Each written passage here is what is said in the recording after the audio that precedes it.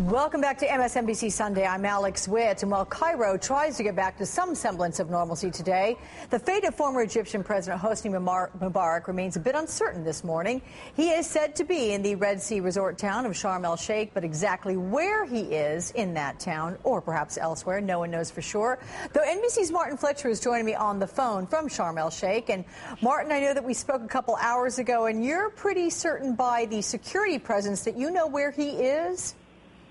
Well, that's right. Actually, he's probably about 300 yards away from where I am right now. I'm just looking at the residence, the compound where he's staying. It's a big, tall, white wall, high trees. The area is being patrolled by armed guards and the security everywhere, following us, I might add, all the time, ever since this morning. So it's pretty clear he's there. And the locals from Sharm el-Sheikh say that whenever he is in residence here, there's very heavy security, and they're convinced that he's here. By the way, it's not that he's like run away from Cairo. He does have a home here in Sharm el-Sheikh, a residence, and he does spend several months of the year here.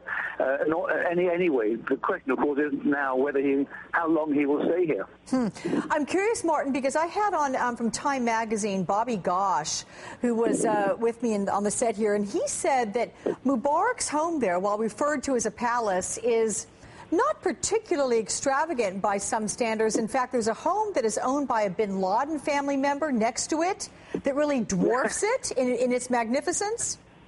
That's right. It's a compound of fancy homes, but apparently, I've never been inside, but apparently it's not so fancy. And yeah, the bin Laden family, of course, who had his own huge industrial and construction empire in the Middle East, lives in the same compound. But of course, with Mubarak there now, it's the security that is the key issue. But yeah, it was referred to as a palace, and of course, we were all assuming it must be some grand palatial residence. But apparently, it's a relatively modest home. Yeah. And the Egyptians also say that although there's these rumors of how much money Mubarak's family has accumulated, $70 billion, I mean, there's almost no chance of that being true. He lives a reasonably unostentatious lifestyle.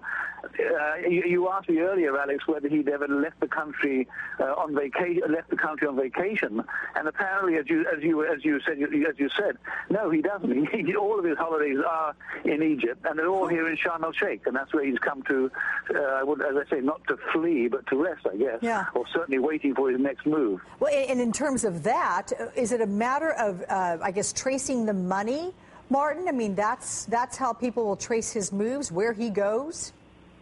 Well, not necessarily the money, because the money could be anywhere. The issue of how much money he has is one big question. The other is it's also reported that the deal he made with the new government when he agreed to step down was that they would not try to arrest him or prosecute him, and they would not try to take the assets back. But meanwhile, there's a group of lawyers, Egyptian lawyers, human rights lawyers, about 20 of them, who are beginning a process of investigating what he has, where it is, and how the Egyptian people can take that money back. The other issue, though, is whether he's actually stolen money from the state budget. And again, I don't really have any special knowledge on this matter. I'm just quoting what I've been told here in Cairo, in Sharm el-Sheikh. The people are saying that he hasn't been stealing money from the budget, but rather using his position as president to enable his son and other wealthy friends to accumulate more wealth. And the issue is whether any of that wealth is actually his, but in somebody else's name. And that's what the human rights lawyers want to find out. Well, that's going to be an interesting thing to follow all that money. Martin Fletcher, thank you so much.